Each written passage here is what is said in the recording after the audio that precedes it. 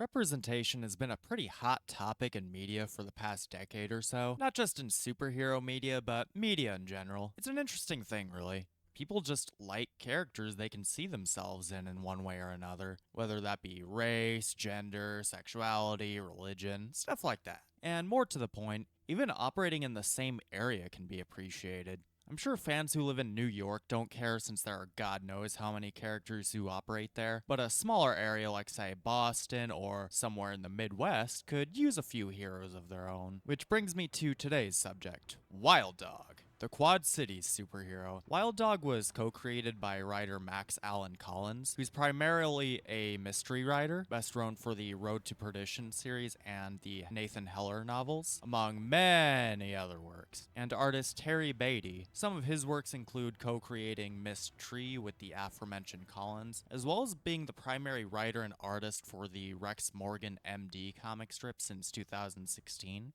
Which, as I discovered by going down a rabbit hole for a good few hours, is actually really good. It's not the kind of thing I'd normally read, but I'd highly recommend doing so. But this isn't the video for that. I personally reached out to Mr. Beatty to ask him about a few things. He graciously agreed, so you guys will get to see his takes on some curiosities I had throughout the video. Anyway, let's get to talking about the Hound of the Hour. Our feral Fido is one Jack Wheeler, first appearing in his own solo miniseries in 1987, lasting 4 issues. It was actually quite common for new characters to get their own limited series right off the bat back then, since the 1980s are considered to be the best decade for the comic industry, so the big two could afford to take more risks to see if these characters were successful enough to keep appearing in comics. Probably the best example to come out of this tactic would be Wolverine and the Punisher over at the Distinguished Competition. But anyway, despite taking place in the DC universe, the two wanted Wild Dog to feel like as much of a real-world superhero as possible, even being reflected in the character's costume design. I think we both had the notion that the costume should have a homemade, off the shelf look, leaning toward military, camo pants, combat boots, and sports elements. Football jersey, hockey helmet, mask. I don't think we made many changes once I drew my initial concept sketches. Instead of going through dozens of possible concepts, Mr. Beatty nailed it on the first try. What's great about his costume here is that it really is just normal clothing with a mask added. I can wholeheartedly believe Wheeler just strolled through a Dick's Sporting Goods and bought whatever he didn't already have in his closet, which hey, is exactly what I did for my Wild Dog cosplay. All the components I didn't already own ended up costing about $30 in total. So yeah, he gets points for authenticity there. But enough about the costume for now, let's talk about the man wearing it. Starting in Wild Dog's first issue, the first thing I noticed is just how accurate their depiction of the area is. Not only the culture and overall vibes, but the locales we see are nearly one-to-one. Nearly.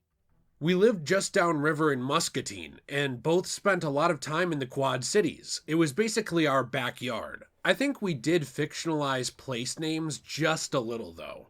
Which is totally understandable. I imagine it'd be a necessity for legal reasons we'll get into in a minute. But before we meet our titular hero, we meet the closest he has to a sort of main villain, the Committee for Social Change. Despite the benevolent-sounding name, they're actually a group of domestic terrorists who believe society has gotten so corrupt that the only way to fix it is to blow it all up and start fresh, which they demonstrate when Turn on the TV, they hit the River City Center.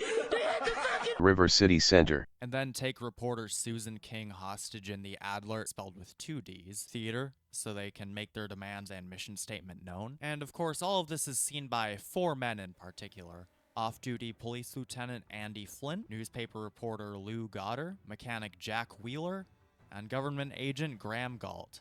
And our hero swoops into action, saves Susan, and even gets his name from an officer who orders his men to shoot him down like a wild dog. Say that again?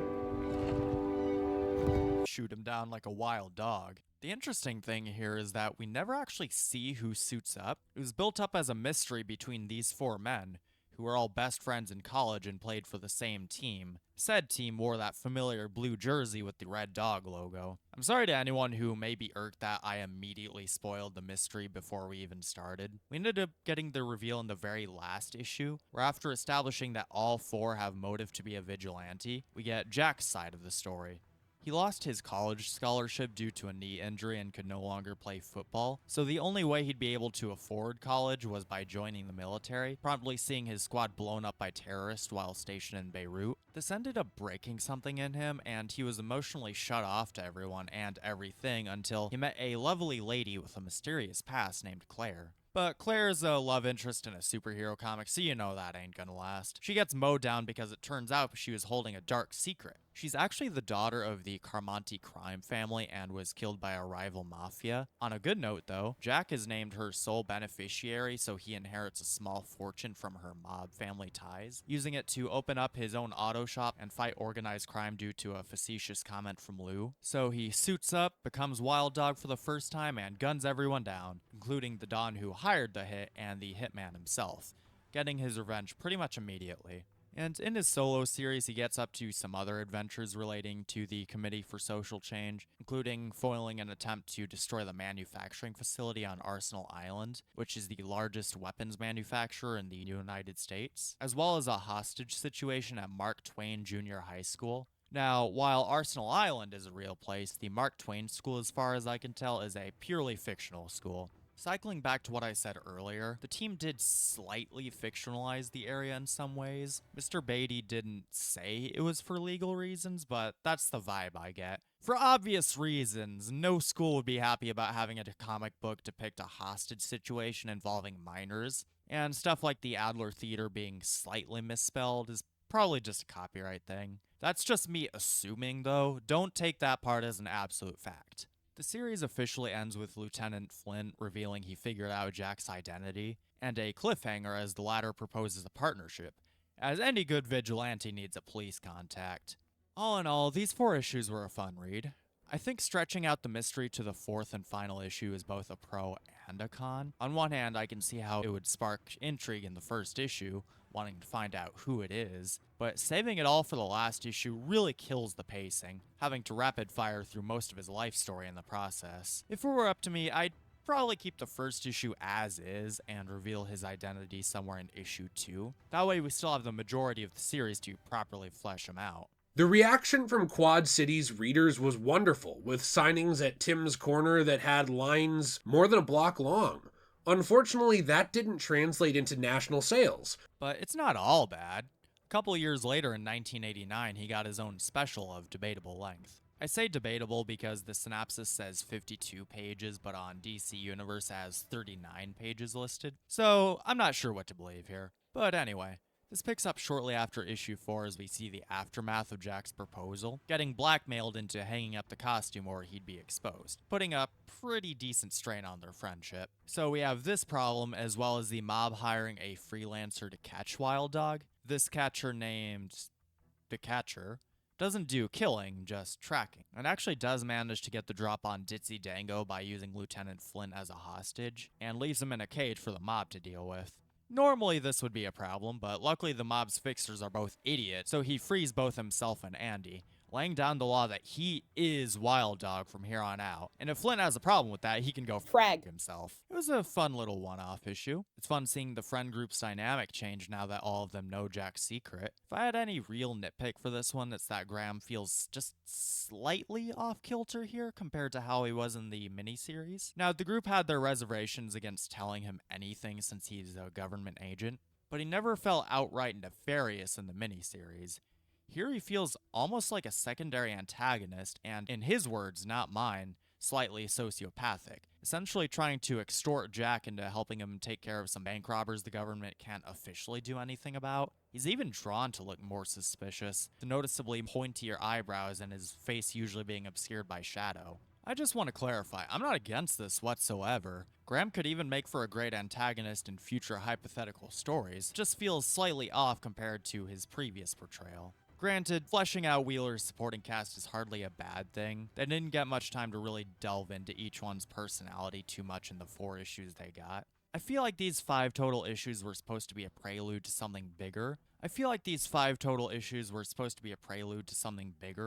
To act as a springboard to really delve into Jack Wheeler and his double life, and Mr. Beatty more or less confirmed my suspicion here. We certainly hoped we'd have a longer run on the character than we did. The failure of the Action Comics weekly experiment didn't help with that. Said experiment was a time where Action Comics, normally another Superman comic, was broken up into a weekly anthology title showcasing lesser-known characters like Black Hawk and Deadman, and in our case, our favorite Mad Mutt. Said stories were really more of the same, which isn't inherently a bad thing, but doesn't leave me with much to talk about. The most noteworthy point here is that we get a new supporting character, a kid inspired by Wild Dog and wants to be his sidekick, dressing up like him and trying to join in on his missions, getting named Wild Pup by the press. He's constantly getting in the way and nearly gets killed in the process. One thing I like about this is it prompts some character development for Wheeler. He actually opens up a bit and admits that sometimes he's not sure if what he's doing is the right thing or even helping at all. It's nice seeing that human element that he does doubt himself, despite insisting to everyone else that the city needs him. These weekly snippets would be the last we see of Wild Dog for nearly 30 years, his only appearances in that time being cameo crowd shots. That would all change though when a little show named Arrow announced Wild Dog would be joining Team Arrow in the show's 5th season, played by Rick Gonzalez. However, this wouldn't be Jack Wheeler, beloved local businessman, but rather Rene Ramirez, a former Navy SEAL and single dad whose wife was killed by her drug dealer in their own home. He ends up spiraling as a result and has his daughter taken away for negligence. Just as he hits rock bottom, he finds himself inspired by a news report of Green Arrow killing the 4th season's big bad, and finds a new purpose fighting crime as a gun-toting vigilante. Rene initially struck out on his own, and after repeatedly running into the Green One during crime busts, ends up being recruited as part of his new Team Arrow since, well, might as well keep an eye on him if he's not gonna stop. He's pretty rough around the edges at first and frequently butts heads with Oliver, but he ends up being pretty positively received by the end of the season, even being a fan favorite for some. And the icing on top is a near perfect translation of his costume from the comics, though tweaked a tiny bit to fit in a grounded real-world setting. Nothing major, though. I was introduced to the character through this show, so it both surprised me finding out how heavily revamped he was compared to the comics, but also didn't, seeing as the CW tends to reinvent these characters to the point of being almost recognizable. For another example in that same time period, just look at Savitar in the Flash show. Rene wasn't even from the Quad Cities here. Instead, he's born and raised in Star City because we can't have scrap in this county! I've always wondered how characters feel about seeing their creators change so much from their initial vision, and luckily I was able to ask that exact thing. I was fine with the updating. Made sense in current times. Liked the actor and the comic book faithful costume. Did not like it when they modernized the costume for a time and took away the character's core concept of homegrown hero. Yeah, he gets a tactical armored look next season, and it's not as good. I've seen arguments for and against it. On one hand, it is a logical progression going forward, especially given that he's a full-time vigilante having it all funded by billionaire Oliver Queen. But on the other hand, it trades all the charm and personality a sportswear look has. I'm firmly in the latter camp. The tactical armor is just boring and completely recognizable as Wild Dog save for the hockey mask and camo pants. Wait, why does he have leather camo pants? I just noticed that. That just looks tacky. And I'm far from the only one who doesn't like the change. Changing the costume misses the point of the character. Also, WD's original comic book style costume was the only one on the show with any bright colors or contrast. If you lined the characters up, he is the one you would see. Everyone else was dark, which would make sense if they were real. Blending into the background is what you want for a real-world vigilante hero, but a comic book hero ought to grab your eye's attention. And yeah, I'm inclined to agree with that. Anyone who's known me for long enough knows that I like my comic book media with nice, vibrant colors. None of this washed out, desaturated, almost gray nonsense. Give me some nice blues and greens if at all possible.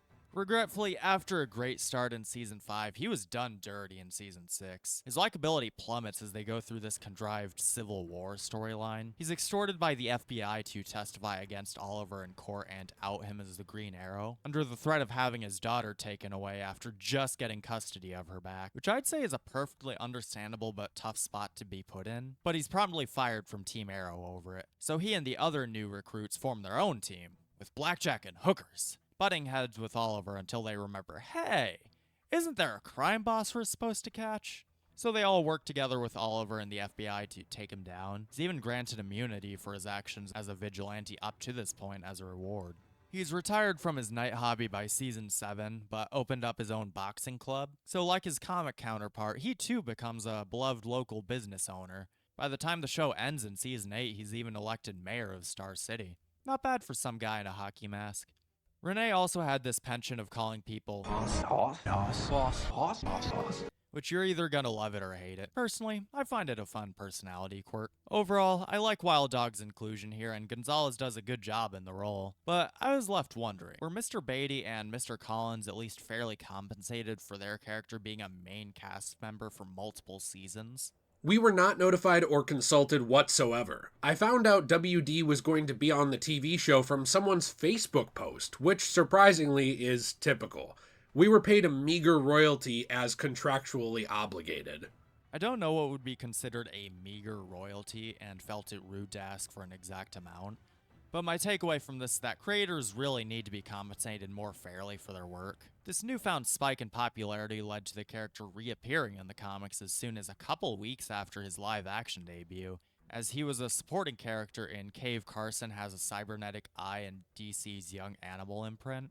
Young Animal is basically a line spearheaded by Gerard Way of My Chemical Romance fame, with the goal of getting weirder and more experimental than your usual DC fare. Way also wrote this comic specifically, which isn't as weird to hear now as it was back then, now that his other comic work is way more popular nowadays, such as the Umbrella Academy and Penny Parker over in Spider-Verse. But back on track, Wild Dog is here to serve as a character role I just love seeing no matter what story is being told. He's the only normal one reacting to the utter insanity unfolding all around him. It's nice seeing Jack here making friends outside of his college football team. He's having the time of his life here and gets to experience his apparent lifelong dream of getting to use a grenade launcher, which are really hard to come by because of the Dems. We also find out he apparently had a bad relationship with his father, if this shape-shifting monster is anything to go by. His family was never mentioned up to this point, so seeing that his dad never believed in his athletic ability adds a nice wrinkle to his character. He's also notably funnier here. He cracked occasional quips in his solo stuff, but there's a lot more of it here. Not to the point where he becomes annoying comic relief, though. He knows the time and place for wisecracks. I rather enjoyed his part in this already pretty solid comic.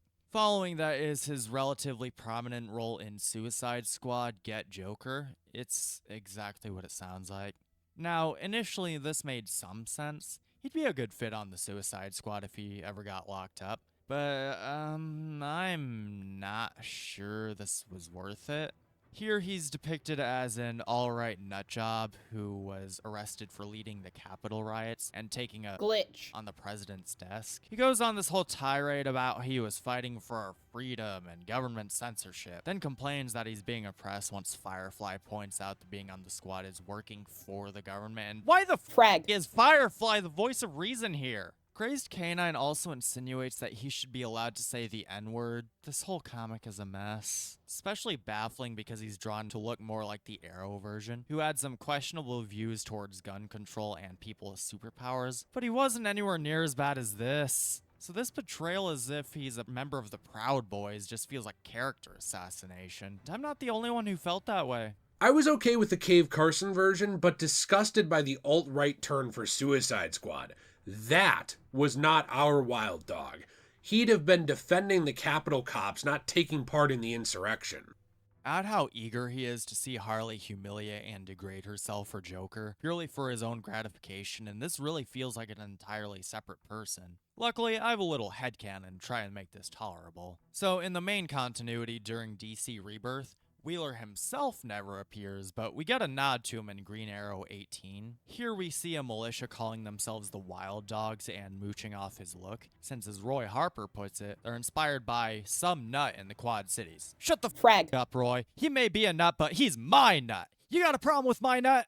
Getting back to my actual point here, I propose that the Wild Dog we see in this comic isn't Jack Wheeler, but one of these militia dudes co-opting the name. While this is a blonde-haired white guy with some degree of firearms training, he's never actually referred to by his real name, so there you go. Mr. Beatty's comment did give me a fun idea while writing this. Maybe a one-shot prequel to this comic of Wheeler fighting this idiot during the riot. A sort of Wild Dog the Imposter, if you will. But if that headcanon doesn't suffice, you can take solace in two things. The comic doesn't glorify any of it, and everyone actively points out how gross and stupid he is, and everyone is an out-of-character moron in this comic. So he wasn't singled out or anything. The comic just sucks. Our last stop of the day is Batman, the Brave and the Bold, issues 7 through 9. Funnily enough, going back to his roots, is this is also an anthology book, like Action Comics Weekly before it. I think this specific arc is the best he's been handled outside of the original 4-issue mini. Not that it's a real high bar to begin with. At this point, he's been doing his thing long enough to be something of a local celebrity, celebrating football wins with students and being on a first-name basis with coffee baristas, one of which brings up the very real concern of facing legal trouble from his old college for using their logo. But he's keeping the city safe. How's that not good advertising? The basic plot of this story is that a full-on supervillain is coming to the QC to make their mark, since we're kinda strapped for costume protectors out here. But which villain is it? He doesn't get an answer when beating up some henchmen, but what he does get is far worse than anything a costume villain could do to him. His former college smacks him with a cease and desist for using their logo, which is genuinely the hardest I've laughed at a comic in recent memory. I couldn't breathe for a good 5 minutes after I got to this page. On top of the existential crisis caused by not being able to use his logo, he has to get info from what may be his greatest enemy yet. Alan. Fragged. King Alan. Alan is an informant slash criminal who wears a fedora. I think that tells you all you need to know. He only agrees to give info if Wild Dog can beat him in a fight because he needs to prove something about masculinity. He gets his butt kicked and actually seems to get some self-awareness out of being beaten. Hey, maybe this Alan guy isn't so bad. The earth is flat dough. God! It Alan? Anyway, this ambitious supervillain turns out to be Gizmo, a short bald guy mainly known as a Teen Titans villain, which I feel is a pretty good fit. He feels notably higher on the totem pole than an average purse snatcher, but nowhere near the top. He feels just right for WD-40's first costumed villain. He actually ends up being curb stomped by Gizmo, which shakes him up so badly that he considers giving up the masked life entirely. At first, it seemed surprising that he'd give it up so easily after losing one fight. Then I realized that this is his first time actually failing at the whole hero thing. Some of you are probably bringing up the Wild Pup incident, but I wouldn't count that seeing as he had no responsibility over this kid and actively told him to knock it off. So the kid not listening and getting hurt is really his own fault more than Jack's. He eventually gets shaken out of his funk when Gizmo attacks a stadium where the latest Bulldogs game is being held, and gets to work, despite not even having his gear with him. Not optimal gear to take on the biggest villain in the state, but they say a poor craftsman blames his tools. Let's go carve up some wood. So he goes on his way equipped with nothing but a bat and a box full of smoke grenades, and after dispatching Gizmo's henchmen one by one, knocks him out with a home run, prompting the entire stadium to cheer for him. He even convinces the school president to drop the lawsuit, allowing him to wear his familiar jersey once more. Our comic ends with celebrating both his win and the Red Dogs winning their makeup game, as well as getting the news that another supervillain is en route to make their mark in the Midwest, with Jack deciding to be a good neighbor and welcome this villain, whoever it may be, to the neighborhood. I love this story. Writer Kyle Stark set out to tell a short but sweet tale about a small-time hero who's never really been taken seriously, showing what it really means to be a hero. A relentless drive to do good even in the face of insurmountable odds. That said, I do have one criticism here, but it may be a petty one. You can definitely tell neither the writer or artist are from the area, so it lacks that authenticity I praised so much in the 80s run. Instead, the city just looks like any generic small town. I can certainly guarantee we don't have any mega coliseums for football games like this, but hey, it works for the story being told. Above all else, what I love about this is the sheer passion on full display in every page. Artist Fernando Pazarin knocks it out of the park with every page, and it didn't surprise me in the least to find out Wild Dog was writer Kyle Starks' first pick when he was approached to write a 3-issue story for this comic. It looks like we're in agreement that he really should be given more respect as a character. All in all, I really enjoy Wild Dog as a character. I like him a normal amount. but I do see why he didn't quite take off in popularity. On top of being a gun-toting hero slash anti-hero in an era where they were on the rise and would only get more popular from there, but two major issues I'm sure would have been fine if he did get that ongoing series. I feel like the character himself is perfectly fine, but is let down by what's around him. Reporter Susan King is a good supporting character, trying to get her big break and simultaneously investigating who Wild Dog is, while not wanting to break the story so she can milk the golden goose a little longer. But that leads to a double-edged sword that extends to everyone who isn't wearing a hockey mask. They tend to have that Poochie problem. Whenever Wild Dog isn't on screen, everyone's talking about him in some capacity. We never really get a chance to know any of these people outside of wanting to expose him. The other main issue is it's commonly said a hero is only as good as their villains, but Wild Dog doesn't have any good villains to begin with. We get the Committee for Social Change, but they don't amount to much outside of being walking targets to pump bullets into. Any good protagonist needs an equally good antagonist that reflects them in some way, shape, or form. We should learn something about Wild Dog, or he should learn something about himself based on how he interacts with his antagonist. Catcher barely counts because their relationship purely comes down to someone paying to capture him. But Gizmo's a step in the right direction. Gizmo, like Wild Dog himself, tends to be pretty underappreciated. Despite being quite capable at what he does, he's almost seen as a joke character among DC villains, and like Wild Dog, he can be so much more than that. We never saw how Jack deals with failure, so seeing him get depressed after one setback was something new. And we get to see him adapt to fighting a new kind of threat when his usual methods don't work. That said, I hope this leads to more appearances in the future. I don't necessarily think he should be shoved to the forefront on the level of Harley Quinn, for example, but somewhere around Daredevil and Moon Knight on the totem pole would be nice. Just relevant enough to continue getting comics about him, but not so popular that he's constantly futzed with by overseeing editors, and creators have enough freedom to experiment with new developments.